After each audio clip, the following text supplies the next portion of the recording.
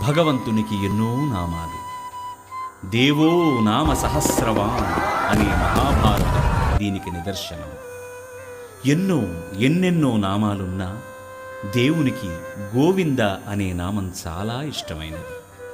Go అంటే భూమి, వింద అంటే ఉద్ధరించుట అని అర్థం.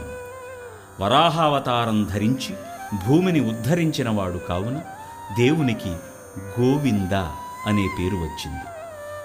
కృష్ణావతారంలో గోవర్ధనగిరి ఎత్తి గో అనగా గోవులను, గోపకులను, వింద అనగా కాపాడినవాడు కావున దేవునికి గోవింద అనే పేరు వచ్చింది. వేదాంత పరిభాషలో గో అంటే జీవాత్మ, వింద అంటే పొందినవాడు అని అర్థం.